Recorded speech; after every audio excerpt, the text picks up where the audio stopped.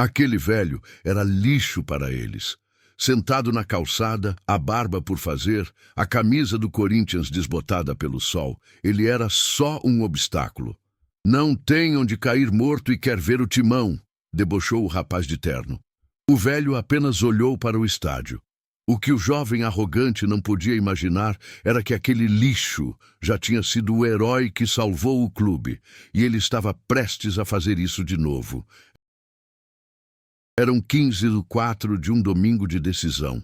O sol de São Paulo castigava o asfalto da esplanada leste da Neoquímica Arena. O ar vibrava. Vibrava com o calor, com o cheiro de cerveja, fumaça de churrasco e o som grave de milhares de pessoas se movendo em direção aos portões. Sentado na calçada, encostado num bloco de concreto frio, Benedito era uma ilha de silêncio no meio do caos. Aos 74 anos, ele era a definição do contraste de poder que o estádio representava. A poucos metros, o vidro espelhado e o aço da entrada do West VIP refletiam o céu. Em Benedito, a única coisa que refletia era o tempo. A barba branca, longa e mal cuidada. A pele curtida pelo sol. E a camisa. Ah, a camisa. Não era um modelo novo. Era um pano de algodão fino, desbotado, puído, com o escudo antigo do Corinthians. A camisa da invasão de 77. 4 nos pés, um par de tênis que já foram brancos, com o solado gasto e um buraco visível no dedão direito. Ele não estava pedindo dinheiro. Ele só estava ali, olhando. O estádio era como um imã. Foi quando o grupo de Maurício chegou. 4 jovens na faixa dos 25 anos. O cheiro do perfume importado deles chegou antes, cortando o cheiro de povo do estádio. Maurício liderava o grupo. Terno de linho claro, mocassim sem meias, um relógio de ouro que brilhava tanto quanto os vidros do estádio. 7. Eles vinham do estacionamento VIP, rindo alto, com seus ingressos de camarote nas mãos. Eles pararam bem na frente de Benedito. "Caramba, olha isso", disse um dos amigos de Maurício, diminuindo o passo. "A Fiel tá cada vez mais autêntica." Benedito não levantou o olhar. Ele estava acostumado a ser invisível. Ou pior, a ser visto daquele jeito. Maurício parou. Ele olhou para Benedito com uma mistura de nojo e diversão. "Dá licença, vô. Tá atrapalhando a passagem dos donos do estádio." Benedito se encolheu, tentando puxar as pernas para mais perto do corpo. A dor no quadril disparou como um raio. Ele gemeu baixo. "Opa, desculpa. Machuquei os sentimentos do vovô?" Maurício riu. Ele tirou a carteira. "Seguinte, hoje eu tô de bom humor. O Timão vai ganhar." Ele tirou uma nota de R$ 5, amassada, e jogou no colo de Benedito. 8, toma, compra uma água. Ou um pão com pinga. O que vocês dinossauros bebem? 9. Os amigos riram. Foi o momento da humilhação. A dor universal. Benedito sentiu o rosto queimar. Ele não olhou para o dinheiro. Ele olhou para a mão de Maurício. Uma mão lisa de quem nunca tinha batido laje. "Deus te pague, meu filho." Benedito sussurrou, a voz rouca. "Isso! E vai, Corinthians!" gritou Maurício, fazendo um gesto de deboche e entrando pela porta de vidro, seguido por suas cópias. Benedito fechou os olhos. O peito apertou. Ele não queria estar ali por esmola. Ele precisava estar ali. Ele apertou o papel amassado que estava no bolso da calça jeans surrada. Um exame, uma receita médica. As palavras prótese total de quadril e urgente estavam circuladas. 14. Ele estava ali porque tinha ouvido que um médico do clube, um antigo conhecido, talvez estivesse no camarote da diretoria. Era sua última esperança. A gota d'água tinha chegado. Mas ninguém esperava o que estava prestes a acontecer. Benedito ainda estava com o gosto amargo da humilhação na boca quando o ar mudou. Não foi um som, foi um cheiro. Um cheiro acre, químico, que cortou a fumaça do churrasco. 18. Plástico queimado. Um segundo depois veio o grito. Não era um grito de torcida, era um grito fino de pânico. Veio de dentro do setor oeste. Pessoas que estavam prestes a passar pela catraca pararam. Um fluxo reverso começou. 2, 3 pessoas saíram correndo de volta pela porta de vidro, os rostos pálidos. Fogo! Fogo! Em 10 segundos, a ordem se inverteu. O pânico é contagioso. A multidão na esplanada começou a se agitar, sem entender. Beto, trava a catraca! Trava o acesso! Gritou um segurança do lado de dentro, a voz distorcida pelo rádio. Uma fumaça preta, oleosa, começou a vazar pelas frestas superiores da porta de vidro. 19. Não era fumaça de sinalizador. Era fumaça de desastre. Benedito se levantou. O movimento foi uma agonia. A dor no quadril foi tão intensa que ele quase caiu. 20.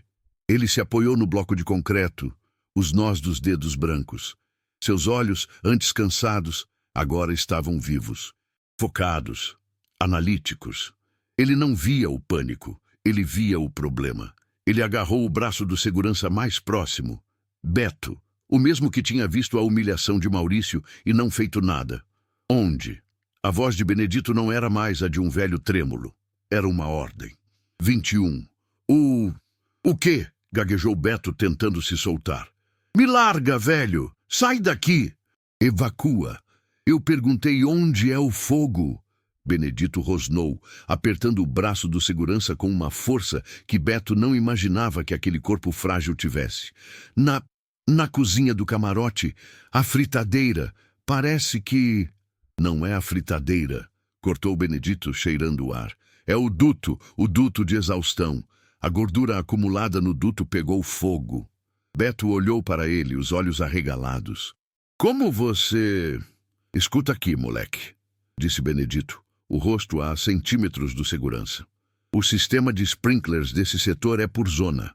Se o fogo está no duto, ele vai pular a cozinha e ir direto para o almoxarifado. Onde vocês guardam o gás do chope? A central de CO2 é perto do almoxarifado, não é? Beto ficou branco. Sala 104B. Mas é acesso restrito. Droga, vocês não mudaram nada, murmurou Benedito. Se o fogo chegar lá, o cilindro explode. Isso aqui. Ele bateu no vidro espelhado do estádio. Vem tudo abaixo. O pânico de Beto dobrou. O supervisor foi buscar a chave mestra. A brigada tá vindo. Não dá tempo, gritou Benedito, agora ignorando a própria dor. 22. O protocolo de vocês é falho. Precisa acionar o sistema de dilúvio do corredor agora, para resfriar a parede da sala 104B antes que o fogo chegue lá por dentro.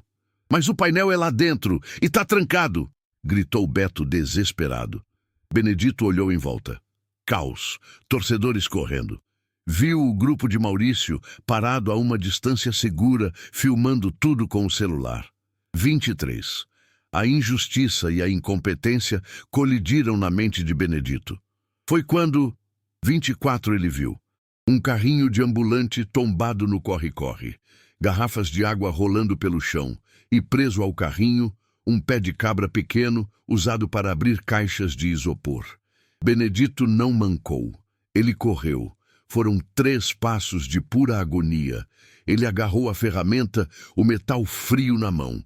25, senhor, não! Gritou Beto. Benedito o ignorou. Ele foi até a porta de vidro trancada do VIP. A fumaça preta já ondulava feia lá dentro. Ele não tentou quebrar o vidro principal. Ele mirou na junta da porta, onde ficava o leitor magnético. Com uma precisão de engenheiro, ele enfiou a ponta do pé de cabra na fresta. Ele usou o próprio peso do corpo como alavanca. O metal rangeu. O alarme da porta disparou. E com um estalo seco, a trava magnética cedeu. A porta se abriu. Uma lufada de fumaça e calor saiu, fazendo a multidão gritar. Beto estava paralisado de medo. Senhor, a fumaça! Você vai morrer! Benedito amarrou um lenço sujo que tirou do bolso sobre o nariz. Cuida da porta, não deixa ninguém entrar. E chama o supervisor. Diz para ele que o Bena mandou desligar a energia do setor oeste. e mergulhou na fumaça. O corredor estava um caos. Era um túnel escuro, iluminado apenas pelas luzes de emergência verdes no chão. A fumaça era espessa, mas baixa.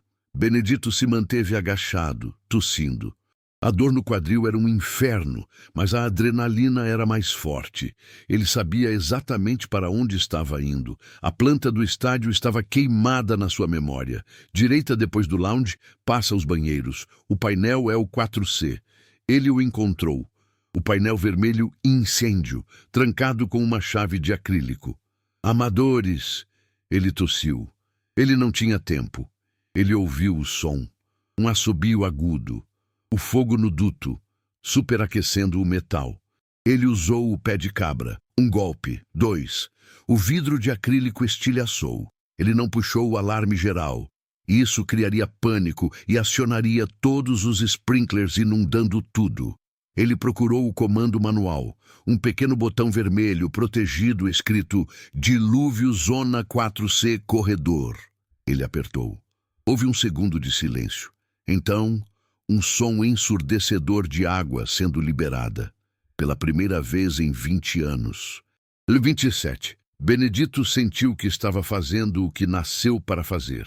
Ele caiu de joelhos, a fumaça começando a dissipar com a pressão da água, quando a brigada do estádio finalmente o alcançou.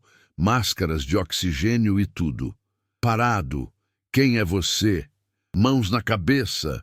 Quando o supervisor Osmar e o segurança Beto chegaram, encontraram Benedito encharcado, tossindo, sendo algemado por um brigadista.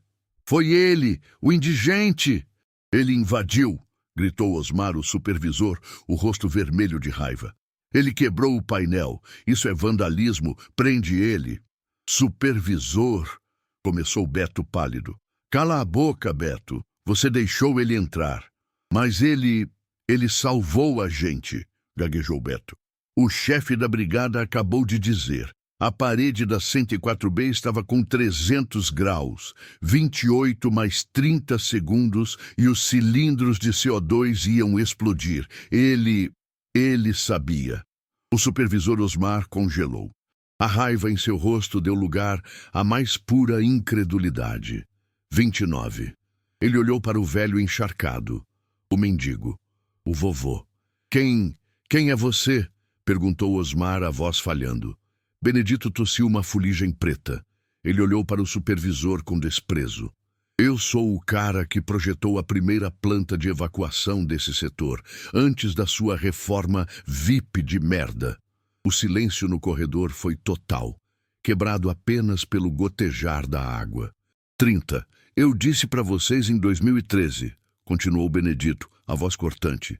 Eu disse que o duto de exaustão da cozinha VIP estava muito perto do almoxarifado de químicos e da central de gás. Eu mandei 3 memorandos. Ele olhou para Osmar. Quem é você? Osmar engoliu em seco. 31. Eu sou Osmar, gerente de operações do estádio. Ah, o gerente. Benedito tentou se levantar, mas a dor no quadril, agora sem adrenalina, voltou como uma faca. Ele caiu sentado no chão molhado e a máscara de raiva desmoronou. 32. A dor foi avassaladora. Um gemido de agonia pura escapou de seus lábios. 34. Ele está ferido, gritou Beto, correndo para ajudar. Não é do fogo, Benedito engasgou, agarrando o próprio quadril. É antigo. Do lado de fora, a confusão diminuía. A fumaça tinha sumido. O grupo de Maurício ainda estava lá, observando a cena de longe. Eles viram o velho sendo carregado para fora, não como um vândalo, mas com uma urgência médica. Maurício, o jovem rico, sentiu algo estranho. Um frio na barriga. 35. Aquele homem, ele não era um mendigo. Benedito foi colocado na mesma calçada onde tinha sido humilhado. Um paramédico começou a cortar a perna da calça jeans molhada para avaliar o quadril. E foi então que todos viram. A perna direita de Benedito. Não era uma perna normal. 36 abaixo do joelho era uma massa de cicatrizes profundas, tecido repuxado e uma deformidade óssea que fazia o tornozelo parecer torto. uma cicatriz cirúrgica enorme, antiga, mas inflamada e vermelha nas bordas. 37. Meu Deus! Sussurrou o paramédico. O que aconteceu aqui? Um acidente de trabalho, disse uma nova voz. Um homem de terno caro, mas com um ar de autoridade real, não de festa, se aproximou. Era o doutor Alves, o diretor de infraestrutura do clube. Ele tinha sido chamado pelo rádio.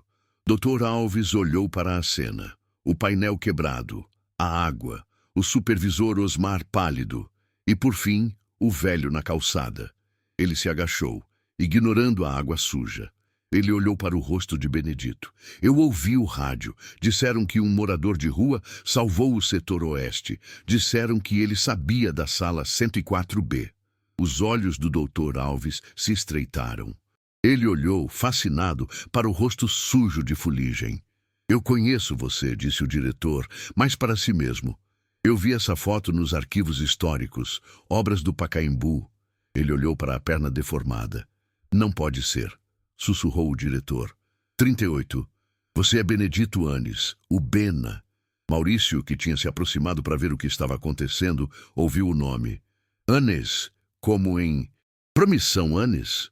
A Promissão Anes tinha sido a maior construtora do Brasil nos anos 70 e 80, a empresa que construiu metade de São Paulo.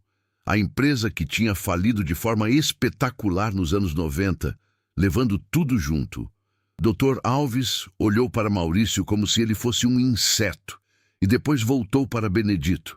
Bena, você foi o engenheiro-chefe. Aquele acidente, 1977. A viga. O gatilho do fascínio tinha sido disparado. 39. Benedito, tremendo de dor e frio, olhou para o diretor. A camisa desbotada de 77 encharcada, colada ao peito. Não foi no Pacaembu, disse Benedito, os dentes batendo. Foi no Morumbi. Afinal, o silêncio foi absoluto. O segurança, o supervisor, o diretor e Maurício, o playboy. Todos olhavam para o velho.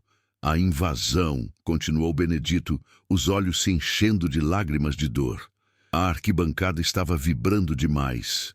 O cálculo estava errado. O concreto não ia aguentar. Ele apontou para a própria perna. Eu e mais 3 fomos para baixo, no fosso. Escorar a viga mestra. Na hora do gol, no gol do Basílio, a estrutura cedeu. O que aconteceu depois mudou tudo. 40, eu salvei 5.000 torcedores. Benedito engasgou, a dor do quadril e a dor da memória se misturando. Mas a viga levou minha perna, levou minha carreira. E quando a promissão quebrou, ele olhou para Maurício, que ainda segurava os 5 reais que tinha pego de volta do chão. Eu perdi tudo, menos isso. Ele apertou o escudo do Corinthians na camisa molhada. Ele puxou o papel amassado do bolso. A receita da cirurgia. Eu não vim ver o jogo, Dr. Alves. Eu vim pedir ajuda. Essa viga de 77, ela nunca parou de me esmagar. Eu preciso de uma cirurgia. O SUS me deu data para 2027. Maurício olhou para a nota de 5 reais em sua mão. Ele olhou para o herói que ele tinha humilhado. Pela primeira vez na vida, o jovem sentiu o gosto do nada. Aquele não era um mendigo. Aquele era o alicerce do clube. O tempo congelou naquele pedaço de calçada. Eram 15h30. O jogo principal ainda não havia começado, mas a final mais importante do dia já tinha acontecido ali fora. A palavra Basílio, Viga, 1967, e o nome Benedito Anes pairavam no ar pesado e úmido, misturado ao cheiro de concreto molhado e fumaça. O paramédico, que antes tratava Benedito com a eficiência impessoal de quem lida com mais um desafortunado, agora olhava para a perna deformada com reverência. O Dr. Alves, o diretor, ainda estava agachado, o terno caro manchado de fuligem completamente mudo. Maurício, o jovem rico, foi o primeiro a quebrar o silêncio, mas sua voz não saiu. Ele abriu a boca, mas o som travou na garganta. Ele olhou para a nota de 5 reais em sua mão, agora úmida de suor, e ela pareceu pesar 1 tonelada. 5 reais. O preço que ele deu pela dignidade de um homem que salvou 5.000. Doutor Alves. Começou Osmar, o supervisor, a voz trêmula, tentando recuperar alguma autoridade. A situação está controlada. Os bombeiros confirmaram. A ação do senhor Anne, foi decisiva. Devemos levá-lo à delegacia? Pelo painel... Dr. Alves se levantou, fuzilando Osmar com o olhar. Delegacia? Você está louco? Esse homem não vai a lugar nenhum, a não ser ao nosso ambulatório. Agora! Ele se virou para o paramédico. Peguem a maca. Movimentem ele com cuidado. Esse quadril... Meu Deus, Bena, o que você fez? O que precisava ser feito? Benedito ofegou, a dor agora visível em cada linha do seu rosto. O protocolo de vocês estava errado. Enquanto a maca era trazida, o segurança Beto, que testemunhou tudo, deu um passo à frente. Ele tirou o próprio boné da cabeça, um gesto quase religioso. Senhor, ele disse para Benedito, me desculpe, eu vi. O que aquele cara... Ele olhou de relance para Maurício. Eu não fiz nada, me desculpe. Benedito olhou para Beto. Ele viu o rosto honesto e culpado do rapaz. Ele apenas assentiu, exausto. Maurício sentiu o olhar de Beto como um tapa. Ele recuou um passo. Ele queria fugir. Ele queria desaparecer. Mas ele não conseguia. A curiosidade era mais forte que a vergonha. Promissão Anês. Aquele nome. O pai dele falava da promissão. A gigante que ruiu. O que diabos tinha acontecido? Ele observou paralisado, enquanto Benedito era colocado na maca e levado para dentro do estádio, não mais pelo acesso VIP de vidro quebrado, mas pela entrada da ambulância com uma urgência que antes era reservada para jogadores milionários. Ninguém esperava que a investigação sobre quem era Benedito Annes estava prestes a começar, e ela mudaria a vida de Maurício para sempre. O ambulatório médico do estádio era um mundo à parte. Limpo branco, cheirando a antisséptico, era um contraste brutal com a calçada suja. Benedito foi colocado em uma maca confortável. Uma enfermeira imediatamente começou a limpar a fuligem de seu rosto e braços. Dr. Alves não saiu do lado dele. Benedito, por que você nunca nos procurou? Depois de tudo... Benedito fechou os olhos. A dor estava diminuindo com a medicação que a enfermeira aplicou. Orgulho, talvez, ele murmurou. Vergonha. Quando a promissão quebrou, eu não era mais o engenheiro-chefe. Eu era o engenheiro falido, o responsável. Eu perdi o CREA, perdi a casa, perdi... Ele parou. A voz embargou. Você perdeu sua família, completou o Dr. Alves suavemente. Benedito não respondeu. Apenas uma lágrima solitária escorreu pelo rosto agora limpo, traçando um caminho pela sujeira que ainda restava. Enquanto isso, do lado de fora, no corredor VIP, Maurício estava encostado na parede, tremendo. O jogo não importava mais. A bebida no camarote não importava mais.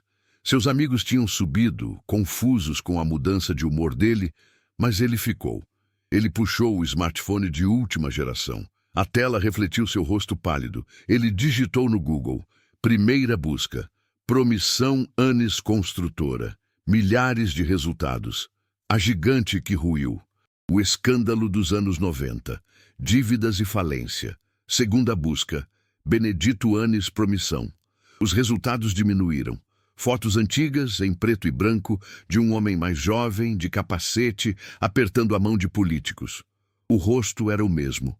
Mais firme, menos rugas, mas os mesmos olhos penetrantes. As legendas diziam: Engenheiro Benedito Annes, o Bena, cérebro por trás da ponte estaiada. Bena, o homem que modernizou São Paulo. Terceira busca, Benedito Annes Corinthians, 1977. E foi aí que o mundo de Maurício virou de cabeça para baixo. Apenas 3 resultados. Um blog antigo de torcedores, Histórias do Povo. Um artigo intitulado O Herói Esquecido da Invasão. O artigo era curto, mas denso. Ele contava a história, a final de 77, a vibração da torcida no Morumbi alugado, o medo de que a estrutura não aguentasse o pulo da Fiel. O engenheiro-chefe da construtora responsável pela manutenção, Benedito Anis, um corintiano fanático que foi voluntariamente para o fosso com sua equipe durante o jogo. O artigo descrevia o momento exato, o gol de Basílio, a explosão, a arquibancada vibrando como um terremoto e a viga mestra 4A que cedeu. Bena e sua equipe, dizia o texto, usaram macacos hidráulicos manuais e o próprio corpo como escora. A viga esmagou a perna de Benedito, mas segurou. Ele salvou milhares de uma tragédia, mas nunca foi reconhecido. A glória ficou para Basílio, o sacrifício ficou para Bena. Maurício leu a palavra sacrifício. Ele olhou para os R$ 5 em sua mão. Ele vomitou. Ali mesmo, no corredor de mármore do setor VIP, Maurício se dobrou e vomitou, o perfume caro misturado ao cheiro azedo do pânico e da culpa.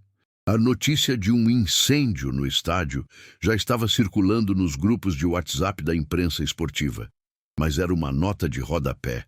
Até que um repórter investigativo, um rato de redação chamado Farias, que estava no estádio, ouviu a história do segurança Beto. Ele ouviu os nomes Benedito Anis e Promissão. Farias sentiu o cheiro de uma história muito maior que um simples incêndio. Ele correu para a sala de imprensa. Ele não precisou de muito tempo. Ele tinha contatos que Maurício não tinha. Ele ligou para o sindicato dos engenheiros. Ele ligou para um historiador do Corinthians. Em 20 minutos, o telefone do Dr. Alves, no ambulatório, começou a tocar sem parar. Dr. Alves, aqui é o Farias da ESPN. É verdade que Benedito Anis, o fundador da Promissão, foi encontrado hoje como morador de rua e impediu um desastre no estádio? Dr. Alves, aqui é da Band. Recebemos a informação de que o engenheiro de 77, o do acidente no Morumbi, está ferido. Qual o estado dele? Alves olhou para Benedito, que estava sendo preparado para um raio-x de emergência. Aquele momento de privacidade tinha acabado. O mundo estava batendo na porta. Enfermeira, feche a porta. Não deixe ninguém entrar, ordenou Alves. Ele se virou para Benedito. Bena, a imprensa descobriu. Benedito suspirou. Um suspiro longo, que parecia carregar 50 anos de peso. Eles demoraram. Bena, o que aconteceu? O artigo, ele só fala do acidente. Mas a Promissão... Você era o dono. Você era um dos homens mais ricos do Brasil nos anos 80. Como você chegou à calçada? O gatilho do choque estava prestes a se transformar em compaixão. Benedito olhou para o teto branco do ambulatório. A luz fluorescente era fria. Eu não era o dono, Alves, ele disse, a voz fraca. Eu era o cérebro, o sócio minoritário. Meu nome era o Anis da Promissão. O Promissão era meu sogro. Ele fez uma pausa, engolindo em seco. Quando o acidente de 77 aconteceu, eu me tornei um aleijado, um peso morto, como meu sogro dizia. Ele me manteve na empresa por pena e por imagem, o engenheiro herói. Mas nos anos 90 veio o Plano Collor, as dívidas. Meu sogro, o grande Promissão, desviou milhões. Ele usou meu nome, minha assinatura de engenheiro, para validar laudos falsos, projetos fantasmas. Eu estava tão quebrado pela dor, pelos remédios. Eu assinava o que ele mandava. Dr. Alves sentiu o sangue gelar. Quando a casa caiu, continuou Benedito, ele fugiu para a Suíça. E quem ficou para segurar a conta? O sócio com o nome na porta. Benedito Anis. Fui indiciado por fraude, estelionato, formação de quadrilha. Mas você era inocente, disse Alves. Prove. Benedito riu, uma risada seca, sem humor. Eu perdi meu CREA, perdi minha licença, fui condenado. Minha esposa, filha dele, ela foi com o pai. Disse que eu era uma vergonha. Ela levou meu filho, Alves. Eu não o vejo há 25 anos. A enfermeira que estava no canto levou a mão à boca. Eu não fui preso porque o acidente de 77 me tornou incapaz. Fiquei 10 anos em liberdade condicional, usando tornozeleira. Mas eu estava morto, sem nome, sem família, sem profissão, os milhões que eu tinha, congelados, leiloados, pagaram 1% do rombo que meu sogro deixou. Ele olhou para a camisa do Corinthians em seu peito, agora limpa e dobrada sobre uma cadeira. Eu fui de uma cobertura no Morumbi para uma pensão na Augusta. Da pensão para um quarto e sala no Bexiga.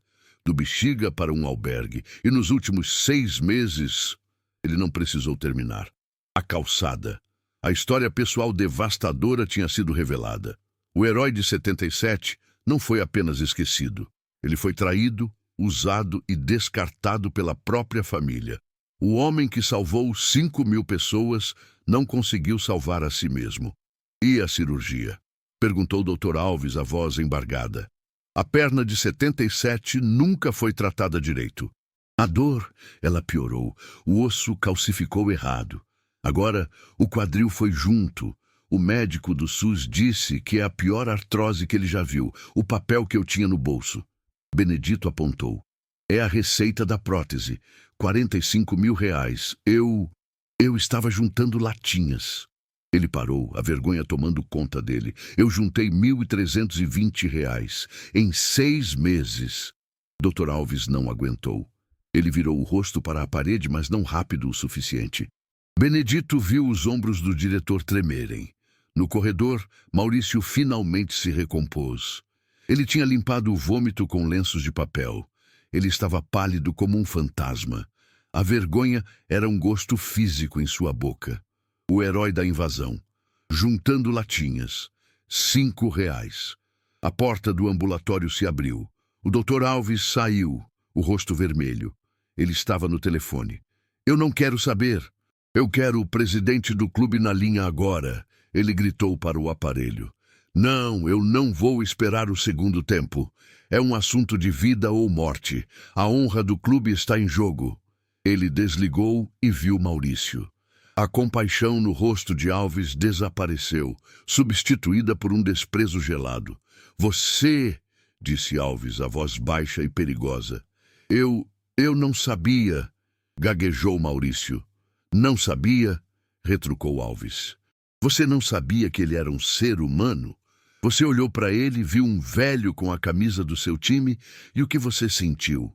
Nojo. Você jogou R$ 5 para ele. Você se sentiu o rei, não é? Maurício tentou, mas as palavras não vinham. Ele era um mestre da retórica em reuniões de negócios, mas ali ele era uma criança. Aquele homem, Maurício... Dr. Alves apontou para a porta fechada. O nome dele está na planta original deste estádio. Ele deu a carreira dele, a perna dele, a vida dele, para que torcedores como você pudessem existir, para que o Corinthians pudesse ser o que é. O diretor se aproximou, invadindo o espaço pessoal de Maurício. E você tratou ele como lixo, na nossa casa, na casa que ele ajudou a construir. Cada palavra era um soco. O pai daquele homem, continuou Alves, foi um dos operários que construiu o Parque São Jorge. Ele é Corinthians de berço. E você... O que é você, Maurício? Além de um terno caro e um ingresso de camarote que seu pai comprou? Maurício não tinha resposta. A mudança de percepção era completa. Ele não via mais um mendigo. Ele via um gigante. E, ao olhar para si mesmo, ele não via o empresário de sucesso. Ele via um verme. A porta se abriu novamente. A enfermeira saiu. Dr. Alves, o presidente está na linha 2 e... O raio-x saiu. Alves correu para dentro. Maurício, desesperado por alguma forma de redenção, espiou pela fresta. Ele viu a imagem no negatoscópio. A bacia de Benedito. Não era preciso ser médico. A cabeça do fêmur direito estava completamente desintegrada. Era osso contra osso. Meu Deus! Sussurrou Alves. Ele não estava andando. Ele estava se arrastando, como ele correu hoje, como ele arrombou aquela porta. Benedito, deitado na maca, ouviu a pergunta. Ele olhou para o Dr. Alves, os olhos ainda cansados, mas agora com um brilho que não estava lá antes. Era o Corinthians, doutor, ele sussurrou. A dor é grande, mas a fiel é sempre maior. Maurício, ouvindo do lado de fora, sentiu o chão desaparecer. A empatia profunda o atingiu. Ele entendeu. Aquele homem não precisava de seus 5 reais. Aquele homem precisava de sua dignidade de volta. E Maurício, que tinha roubado o pouco que restava dela, agora sabia o que tinha que fazer. A luz fluorescente do ambulatório era fria, impiedosa. Ela expunha cada ruga, cada mancha de fuligem, cada cicatriz no rosto de Benedito. O caos do lado de fora, o jogo, a multidão, o incêndio evitado, parecia estar a 1 milhão de quilômetros de distância. Aqui dentro, o único som era o bip suave de um monitor cardíaco ao qual a enfermeira o havia ligado, e a voz distante do Dr. Alves ao telefone no corredor. Sim, presidente, ele mesmo. Benedito Anis. O raio-x é... Presidente, é um milagre ele estar andando. Não, a cirurgia é o de menos. Nós devemos a ele... Benedito fechou os olhos. O cheiro do antisséptico era forte. Flashback 3. Não era o cheiro do ambulatório de 2024. Era 1977. O cheiro de grama cortada, óleo diesel e concreto fresco. Ele estava no topo do mundo, capacete branco na cabeça, a planta do estádio sob o braço. Ele não era um velho. Ele era Bena, o engenheiro-chefe. O homem que fazia São Paulo acontecer.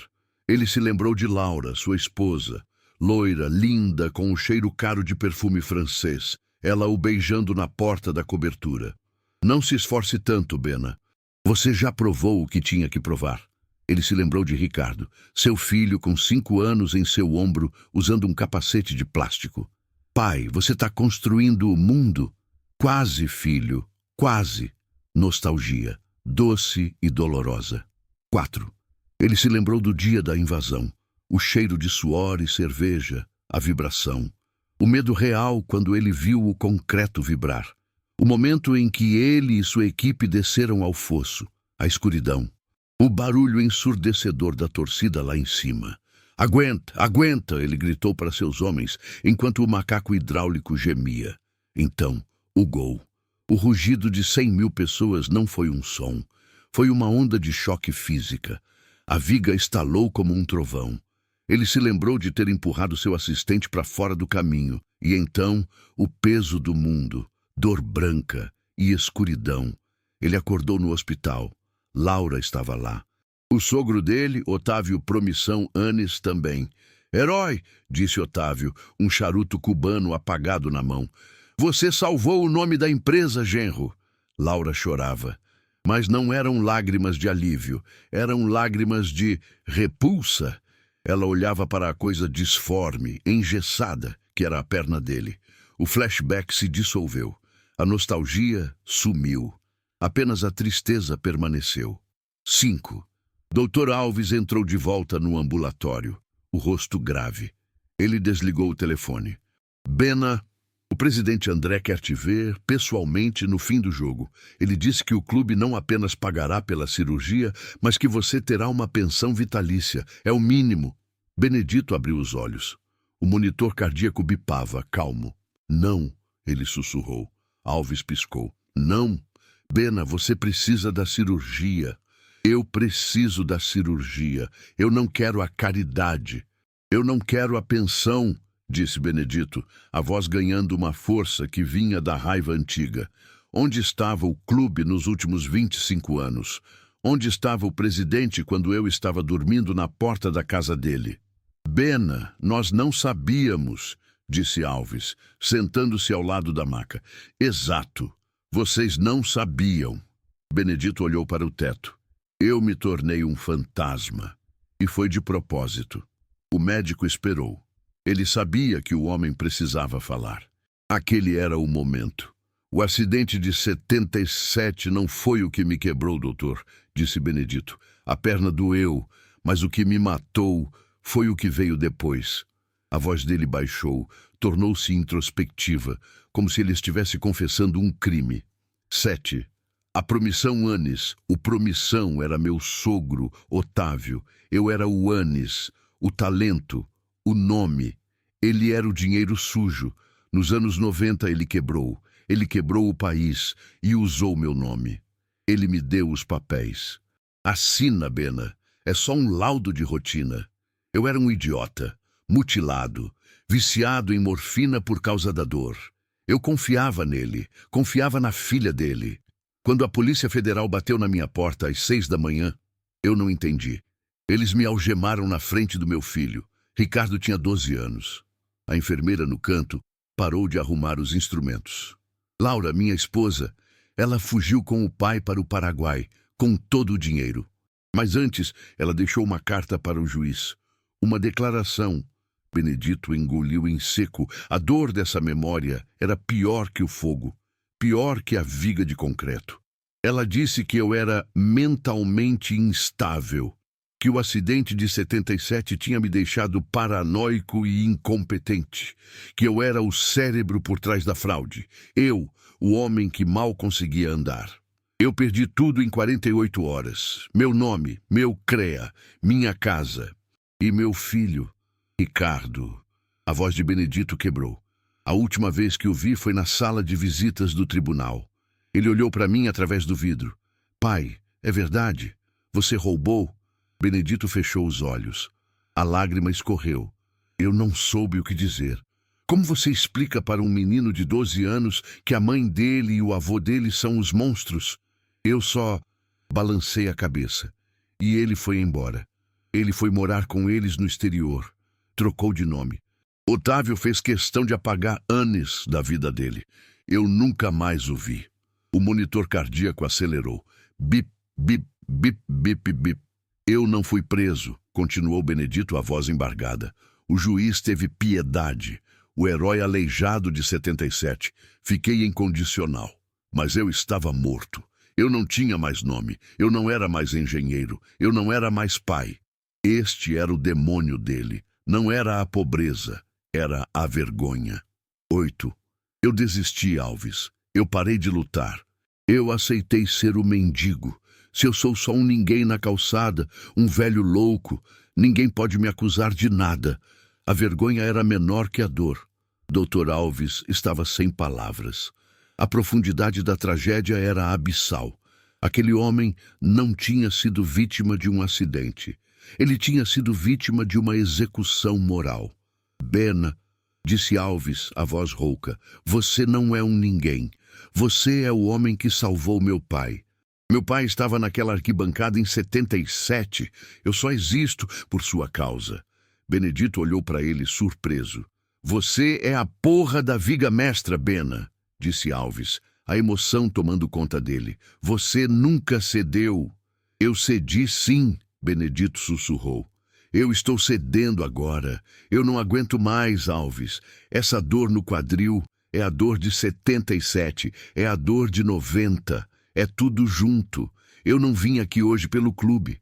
Eu vim aqui para morrer ou para pedir ajuda. Eu não tinha mais forças para decidir. 10.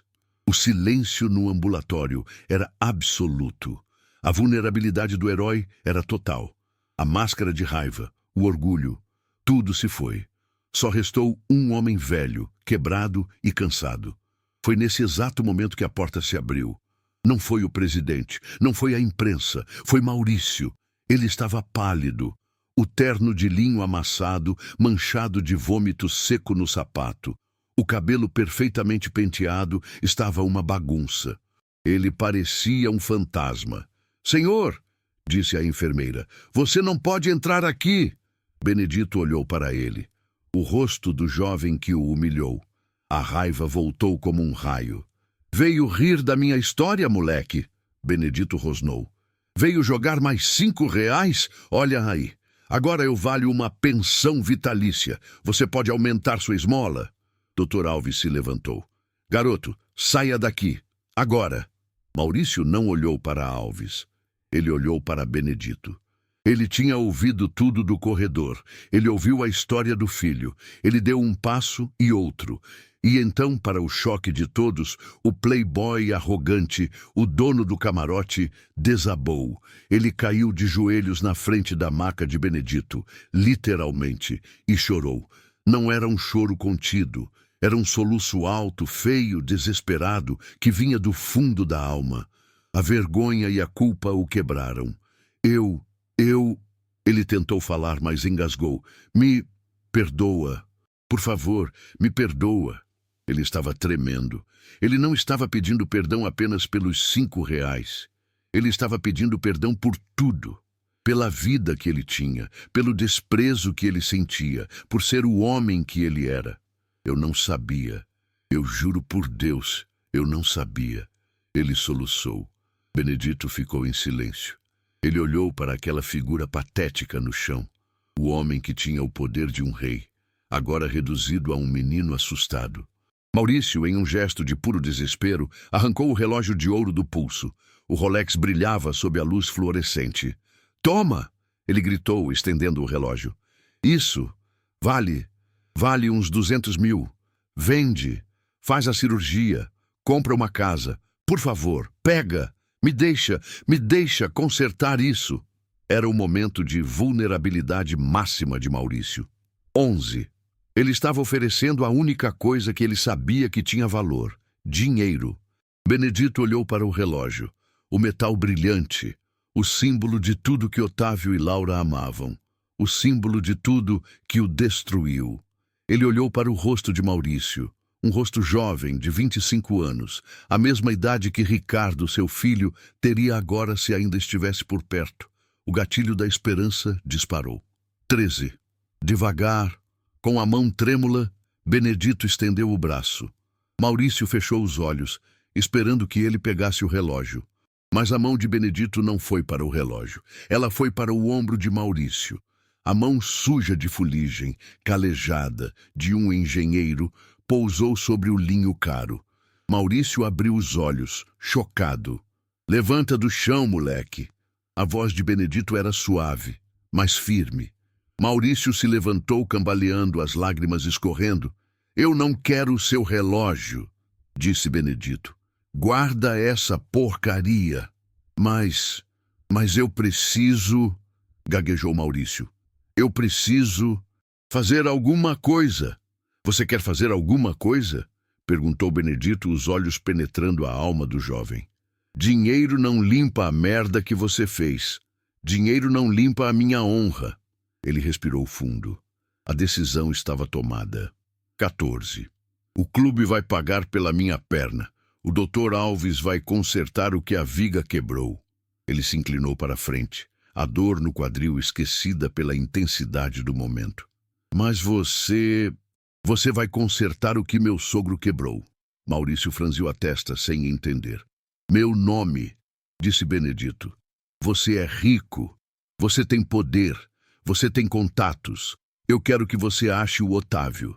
Eu quero que você ache a Laura. Eu quero que você ache as provas de que eles me usaram. Eu quero meu CREA de volta. Ele fez uma pausa e sua voz falhou pela primeira vez. Eu quero que você ache o meu filho. Eu quero que você ache o Ricardo. Era uma ordem impossível, uma busca por redenção mútua. Maurício parou de chorar instantaneamente. O desespero foi substituído por um foco súbito. O desafio era real. Não era uma transação. Era uma missão. Ele olhou para o Dr. Alves, que observava, fascinado. Ele olhou de volta para Benedito. Ele viu o homem que seu pai sempre quis que ele fosse. O nome do meu pai, disse Maurício, a voz firme pela primeira vez, é Antônio Bittencourt, do Grupo Bittencourt. Nós temos os melhores advogados investigativos do país. A gente acha pessoas. Ele endireitou as costas. O playboy morreu naquele ambulatório. Um homem nasceu. Eu não sei como, mas eu vou achar. Eu vou achar o Otávio. Eu vou achar o Ricardo. E eu vou limpar seu nome, Sr. Anes. Ele estendeu a mão. Não para oferecer um relógio, mas para selar um pacto. Benedito olhou para a mão limpa do jovem e a apertou com sua mão suja. Então, estamos quites, disse Benedito. Ele se recostou na maca. Pela primeira vez em 25 anos, ele não sentiu o peso do mundo em seus ombros. Ele olhou para o Dr. Alves. Doutor, quando você pode começar a cortar? A sirene da ambulância cortou o barulho da torcida que saía do estádio. O jogo tinha terminado. 4-1 para o Corinthians. Mas, para o Dr. Alves, para Benedito e para Maurício, o resultado em campo era a notícia menos importante do dia. Benedito não foi levado para um hospital público. A ordem do presidente André fora imediata. A ambulância, com escolta da polícia, o levou ao Hospital São Luís, Unidade Morumbi, o patrocinador médico de elite do clube. Enquanto era transferido da maca do estádio para a maca do hospital, Bena viu, pela primeira vez em décadas, o respeito no olhar das pessoas. Ele não era o velho, ele era o Senhor Anes. O Dr. Joaquim está a postos, é o melhor ortopedista do país. Ele já viu seus raios-x, disse o Dr. Alves, caminhando ao lado da maca. Benedito olhou para o teto acolchoado da ambulância. Ele sentiu o cheiro de limpeza. Pela primeira vez em tantos anos. Ele não estava com medo. Ele estava sendo cuidado. Ele olhou para o lado. Em um banco, Maurício estava sentado, quieto. Ele se recusara a ir para casa. O terno de linho, agora uma relíquia suja de seu passado arrogante, estava amarrotado. Ele não disse nada durante o trajeto. Apenas observou Benedito, como se estivesse guardando o homem que ele prometera salvar. "Moleque!", disse Bena, a voz rouca por causa da fumaça. Maurício levantou a cabeça, os olhos vermelhos. "Sim, Sr. Anes." "Você fede a vômito", disse Bena. Um fantasma de sorriso surgiu no rosto de Maurício. "Eu sei, senhor, me desculpe." "Não se desculpe. Vá para casa. Tome um banho e comece a trabalhar", disse Bena. A ordem foi clara. Maurício entendeu. Não era um pedido de amizade. Era a primeira tarefa de sua nova vida. Quando a ambulância parou, ele apenas assentiu. "Boa cirurgia, senhor." "Anis?" Ele desceu e observou Bena ser levado para dentro, rumo à sua reconstrução. Maurício, ali na calçada fria do hospital, começou a sua. A oportunidade de recomeçar tinha sido aceita por ambos. 3 dias depois. O som não era de estádio. Era o bip rítmico de um quarto de hospital particular. O cheiro não era de fuligem, era de café fresco. Benedito abriu os olhos. A luz do sol entrava pela janela ampla, revelando uma vista espetacular do skyline de São Paulo, a cidade que ele ajudou a construir. Ele mexeu a perna direita. Não houve dor. Não a dor aguda, lancinante, que fora sua companheira por 40 anos. Havia uma dor nova, uma dor surda de cirurgia, mas a dor antiga tinha sumido. "Bom dia, Sr. Benedito." Uma enfermeira jovem chamada Clara sorria para ele. Ela não o olhava com pena. Ela o olhava com admiração. A cirurgia do Dr. Joaquim foi um sucesso. Durou 6 horas. Ele disse que sua estrutura óssea é incrivelmente forte. Ele colocou a melhor prótese de titânio do mercado. Ordem direta do presidente. Bena sentou-se na cama. O movimento foi lento, mas controlado. Ele olhou para baixo. A perna direita, antes deformada pelo acidente de 77, agora estava alinhada. As cicatrizes de décadas estavam sobrepostas por uma nova, limpa, cirúrgica. "Hoje", disse Clara, com um entusiasmo contido, "nós vamos andar." O progresso. Era uma palavra que Bena não ouvia há muito tempo. 2 horas depois, ele estava na sala de fisioterapia. Um ambiente claro, cheio de barras paralelas e equipamentos modernos. Ele estava de pé, apoiado em um andador. "Vamos lá, Bena." "Um passo de cada vez", disse o fisioterapeuta, um homem forte chamado Jonas. Bena empurrou o andador. Ele tentou mover a perna direita. O músculo, atrofiado por décadas de desuso e dor, protestou. Ele tremeu. "Eu não consigo", ele ofegou, o suor brotando em sua testa. "Sr. Anes", disse Jonas, a voz firme, "você segurou uma viga de concreto. Você salvou 5.000 pessoas. Você consegue dar um passo. Tente de novo." Bena olhou para a própria perna. Ele se lembrou da humilhação na calçada. Ele se lembrou de Maurício. Ele se lembrou do filho. Ele respirou fundo e empurrou. O pé direito deslizou pelo chão. Um passo, um pequeno, doloroso, miserável passo. E foi a maior vitória de sua vida. Lágrimas brotaram em seus olhos, não de dor, de alívio. Eu andei. Sim, senhor, disse Jonas, colocando a mão em seu ombro. E amanhã você vai andar 2. Bem-vindo de volta, engenheiro. A reconstrução física havia começado, mas em outra parte da cidade, a reconstrução moral estava enfrentando seus próprios demônios. O escritório do Grupo Bittencourt, na Faria Lima, era o oposto do hospital.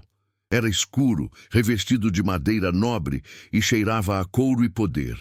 Maurício, agora de banho tomado e terno escuro, estava em pé na frente de seu pai. Antônio Bittencourt era um homem de 60 anos, com cabelos grisalhos e olhos que pareciam calcular o valor de tudo que viam. E é por isso que preciso da equipe de investigação corporativa, a melhor que temos, concluiu Maurício. Antônio tamborilou os dedos na mesa de mogno. Deixe-me entender, Maurício. Você foi humilhado por um mendigo, quase foi explodido. E agora quer gastar R$500 mil em honorários advocatícios para limpar o nome dele? O preconceito estava ali, o mesmo preconceito que Maurício tinha 3 dias antes. Ele não é um mendigo, pai. O nome dele é Benedito Anis, disse Maurício, a voz firme. E eu dei minha palavra. Palavra? Antônio riu. Nós não ficamos ricos com palavra, Maurício. Ficamos ricos com contratos. O que você ganha com isso? A imprensa já esqueceu. Em uma semana, ninguém mais lembra desse velho. Foi o momento da verdade para Maurício. O confronto. Eu não estou fazendo isso pelo que eu ganho, pai. Estou fazendo isso porque é o certo. Antônio o encarou. O certo? Que porra deu em você? Você vomitou no seu sapato italiano e virou um santo? Eu vomitei porque olhei para aquele homem e vi o que eu sou, disse Maurício, a voz baixa. Eu sou você, arrogante, cego, um homem que acha que dinheiro compra tudo. Eu joguei R$5 nele, pai, R$5. Ele se aproximou da mesa. E ele salvou minha vida. Mesmo depois do que eu fiz, ele salvou o estádio, ele segurou uma viga em 77 e a família o traiu. A promissão Anês, murmurou Antônio, o nome finalmente registrando. Otávio Anês, aquele canalha. Ele me deu um golpe de 10 milhões nos anos 90. O mundo de Maurício parou. O quê? Sim, Otávio Promissão, um vigarista de primeira, disse Antônio, a raiva crescendo em seu rosto.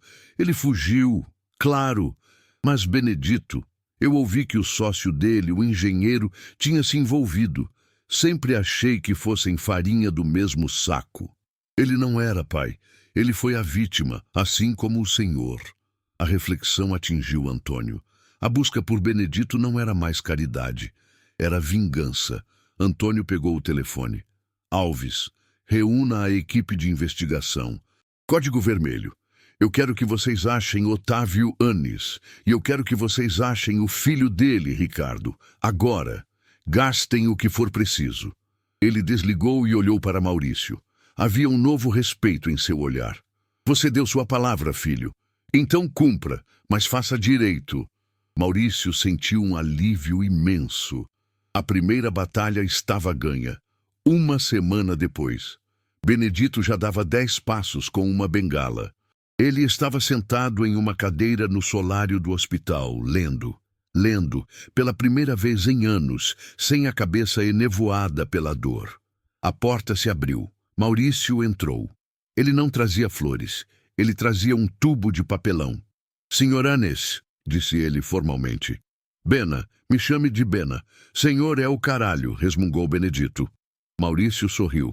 Bena, boas notícias. O doutor Joaquim disse que você pode ter alta em 3 dias. O presidente do Corinthians alugou um apartamento para o senhor, perto do clube, com enfermeira e tudo. Frescura, disse Bena, mas eu aceito. Eu também trouxe uma coisa. Maurício abriu o tubo e desenrolou uma folha grande sobre a mesa. Não era um presente. Era uma planta. Uma cópia heliográfica antiga, azulada. Eu não achei seu filho, ainda, disse Maurício, a voz séria. A trilha de Otávio é fria. Genebra, depois Bahamas. Desapareceu, mas Eu fui aos arquivos públicos. Eu pedi os registros da reforma do Morumbi de 1976. Bena se inclinou para frente, os olhos se arregalando. Maurício apontou para uma seção da planta. Setor 4A. Olha aqui. Era um memorando anexado à planta, datado de 1976. Assinado Engmis Benedito Anes. Ao Comitê de Segurança, a vibração da torcida corintiana excede os cálculos estruturais padrões. A viga 4A apresenta risco de fadiga sob estresse rítmico. Recomendo reforço imediato com treliças de aço e abaixo um carimbo vermelho. Negado. Custo excessivo. Bena passou os dedos trêmulos pelo papel. Eles negaram. Eu avisei a eles. Sim, Bena, você avisou. Maurício disse quietamente. Eu entreguei uma cópia disso para o Farias, o repórter da ESPN. A história saiu hoje de manhã. A conexão estava feita. Não era mais sobre culpa ou dinheiro. Era sobre justiça. Você é um bom moleque, Maurício, disse Bena, sem tirar os olhos da planta. Mas é um péssimo investigador. Maurício piscou. O quê? Você está procurando o Otávio, o dinheiro. Você está pensando como um advogado, disse Bena, pegando um lápis. Pense como um engenheiro. Qual é o ponto fraco de toda a estrutura? A fundação? Arriscou Maurício. Não, é o ego. Otávio não se importa com nada, exceto com ele mesmo. Mas ele tinha um ponto fraco. A filha, Laura. E onde Laura está o meu filho. Bena olhou para Maurício. Pare de procurar o dinheiro. Procure a mulher. Um novo caminho se abriu. Maurício sentiu a adrenalina da caça. Ele não estava mais fazendo isso por culpa. Ele estava fazendo isso porque queria vencer. A história de Farias explodiu. Engenheiro avisou sobre viga em 76. Foi ignorado e virou herói. A revelação de que Bena não foi apenas um herói acidental, mas um profissional que tentou evitar o desastre, mudou tudo. A torcida do Corinthians, já comovida, ficou furiosa.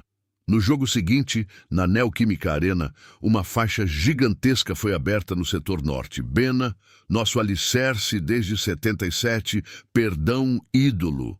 O estádio inteiro cantou o nome dele. Bena, Bena, Bena. O segurança Beto, que defendeu Bena, foi promovido a supervisor de segurança do setor oeste. O supervisor Osmar foi demitido. O clube anunciou a Copa Benedito Anes, um torneio de base para novos talentos da engenharia. O impacto se multiplicou. O nome Anes não era mais sinônimo de fraude. Estava lentamente voltando a ser sinônimo de herói. No apartamento novo, assistindo ao jogo pela TV de tela plana, Benedito viu a faixa. Viu seu nome ser gritado. Ele, que havia sido invisível por 25 anos, agora era o centro das atenções. Ele não chorou. Ele apenas fechou os olhos e apertou a bengala. O telefone tocou. Era Maurício. A voz dele estava diferente. Elétrica. Bena. Eu fiz o que você disse. Parei de procurar o Otávio. Eu procurei a Laura. E? Perguntou Bena, o coração disparando. Ela morreu. Câncer, em 2010, em Zurique. O coração de Bena afundou. A mulher que o traiu estava morta. Ele não sentiu alegria, apenas um vazio. Mas Bena, a voz de Maurício estava tensa. O inventário dela, ela deixou tudo para o filho, Ricardo Anes Maier. Maier era o sobrenome de solteira dela. Bena, ele não está na Suíça. Bena agarrou o telefone. Onde ele está, moleque? Fala! Ele voltou para o Brasil. Em 2015, ele abriu uma pequena empresa de software, uma startup. Onde, Maurício? Onde? Houve uma pausa. Maurício respirou fundo. Na Vila Madalena, Rua Harmonia, 455. Bena, ele está a 10 quilômetros de você. Ele esteve aqui o tempo todo. O telefone caiu da mão de Benedito. O som do plástico batendo no piso laminado do apartamento novo foi o único som no quarto. Rua Harmonia, 455. A 10 quilômetros. Ele esteve na calçada. Ele esteve no albergue. Ele esteve juntando latinhas, morrendo de dor, a 10 quilômetros do próprio filho. A revelação não trouxe alegria.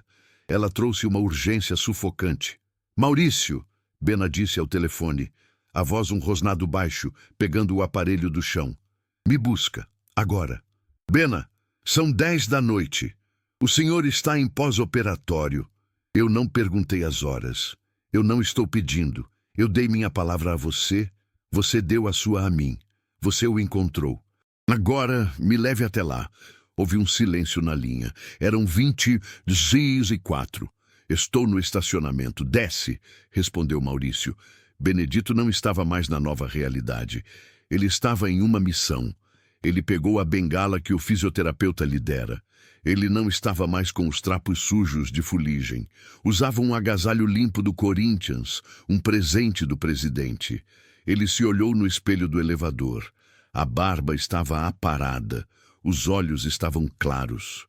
Pela primeira vez em 25 anos, ele não via um fantasma. Ele via Benedito Anis.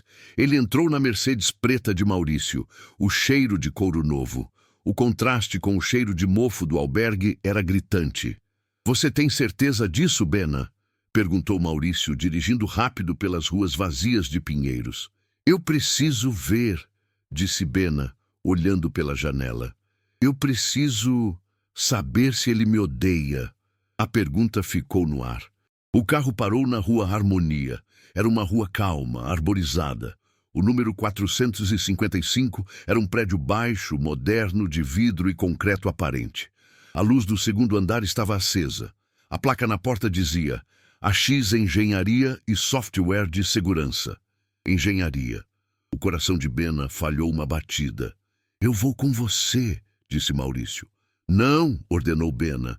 Isso é meu. Bena saiu do carro, sem o andador, apenas com a bengala. A perna de titânio, firme. Ele andou. Um passo de cada vez. O homem que não conseguia se arrastar na calçada agora subia os degraus do escritório do filho. Ele tocou o interfone. Uma voz soou, metálica. Pois não? Estamos fechados. Bena engoliu em seco. Eu procuro por Ricardo Anis Maier. Houve um longo silêncio. A porta rangeu e se abriu. A luz do corredor iluminou um homem de uns 40 anos. Cabelos escuros, curtos, óculos de armação grossa. Ele era alto. Ele tinha os olhos da mãe, mas a boca e o queixo eram de Bena. Ele olhou para Bena com uma confusão fria. Pois não? Como sabe meu nome? Ricardo. Bena sussurrou. O nome arranhou sua garganta. Os olhos de Ricardo se estreitaram. Ele olhou para o agasalho do Corinthians. Ele olhou para o rosto mais velho. Meu Deus, Ricardo disse, não como uma prece, mas como uma maldição. Você é ele, o herói do estádio. Ele sabia. Ele tinha lido as notícias, mas ele não tinha conectado. Ricardo, Bena deu um passo. Ricardo recuou, a mão para cima. Não se aproxime. A rejeição foi uma faca física. O que o senhor quer? A voz de Ricardo era dura, profissional. O senhor, você sumiu por 25 anos. Agora que o Corinthians te deu dinheiro, você lembrou que tem filho? A acusação era exatamente o que Bena temia. Não é isso. Bena gaguejou. Sua mãe, seu avô, eles mentiram para você. Ricardo riu, uma risada seca, amarga. Mentiram?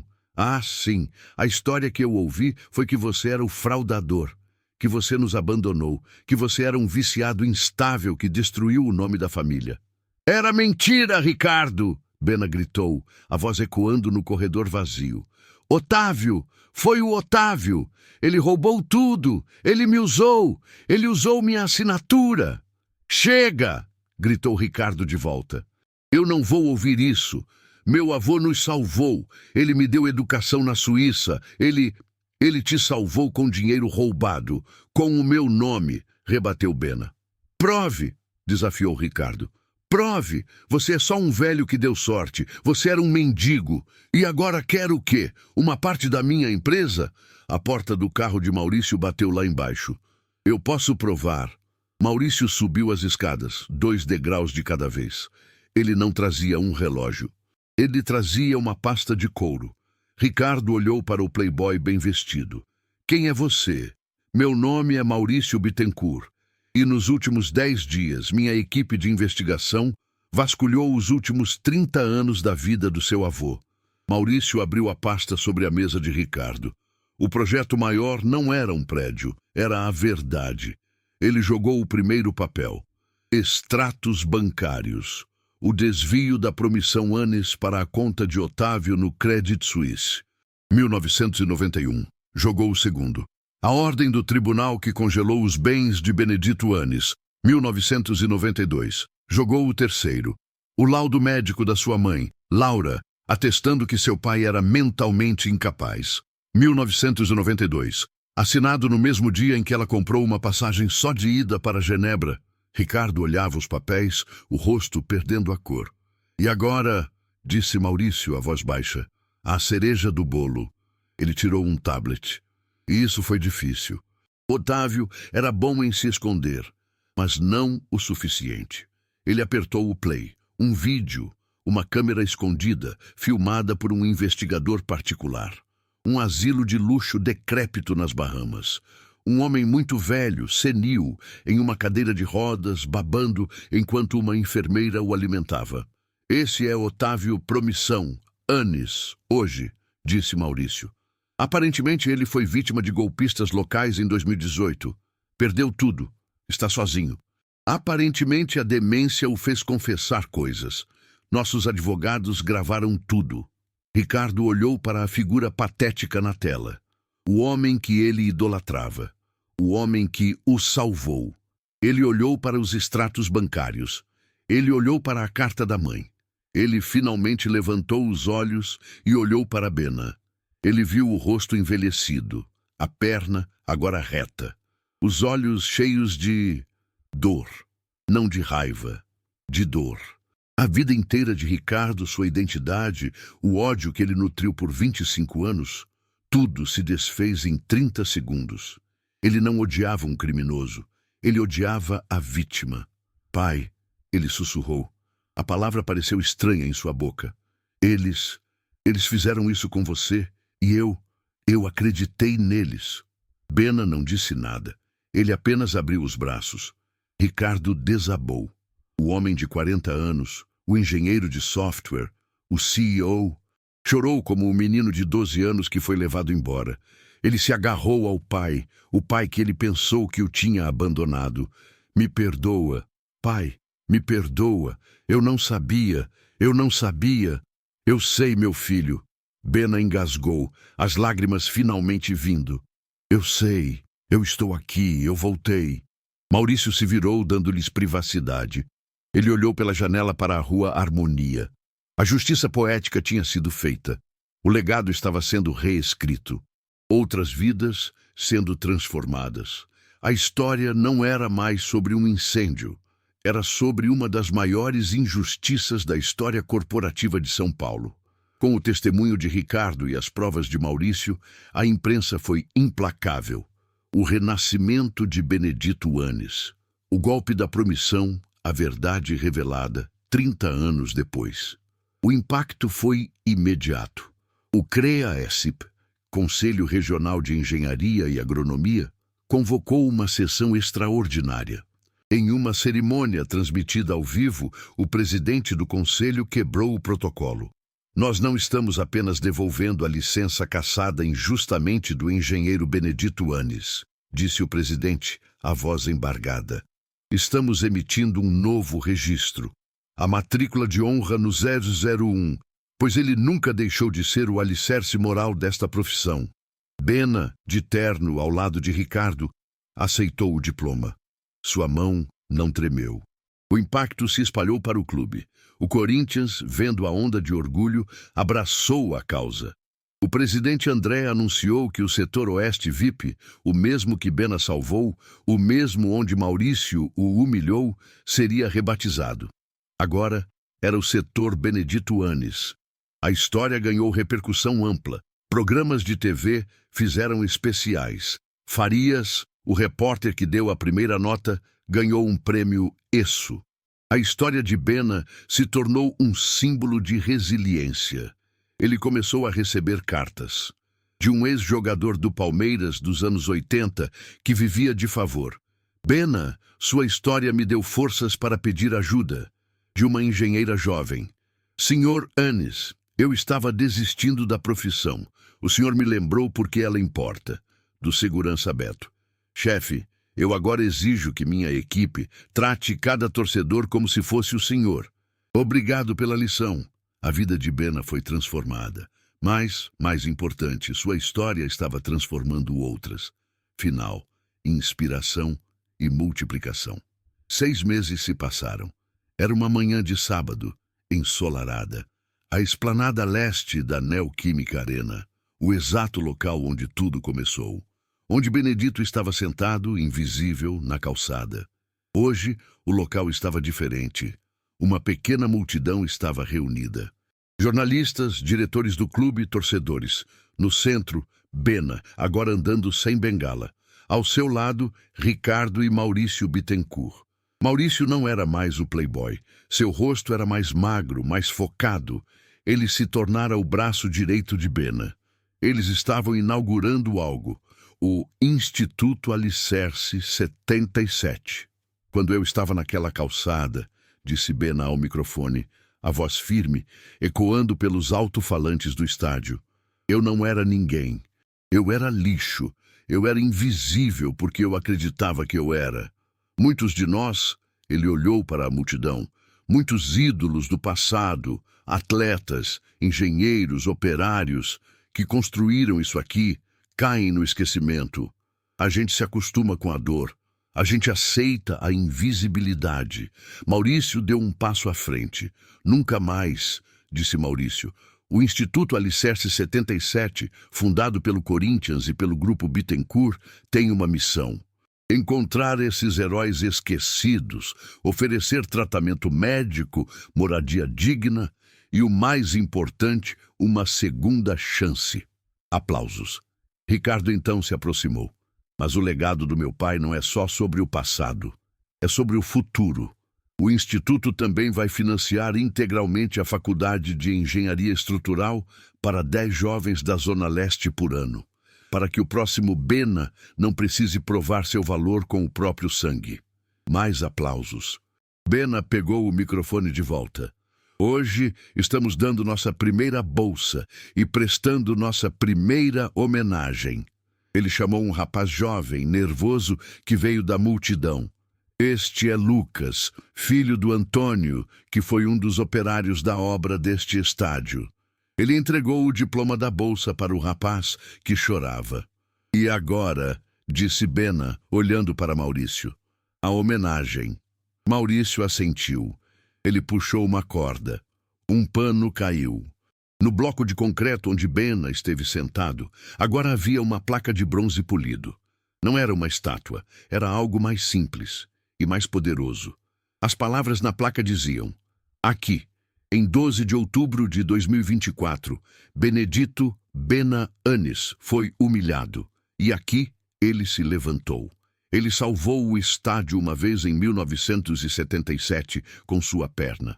Ele o salvou de novo em 2024 com sua honra. Lembre-se, a força de um alicerce não está em nunca cair, mas em sempre suportar. Instituto Alicerce 77. Bena olhou para a placa. Ele olhou para o local exato onde a nota de R$ 5 foi jogada. Maurício parou ao lado dele. O que você está pensando, Bena? Bena olhou para o estádio, o palácio que ele ajudou a sonhar. Ele olhou para o filho, que agora era seu parceiro. Ele olhou para o jovem que o humilhou, que agora era seu legado. Ele não estava mais com raiva, ele não estava mais com dor. Eu estava pensando, Maurício, disse Benedito Anis, o engenheiro, o pai, o herói, que este concreto, ele é de boa qualidade, vai durar mais uns 100 anos. Ele sorriu. A transcendência estava completa. Ele não era mais a vítima da sua história. Ele era o autor do próximo capítulo.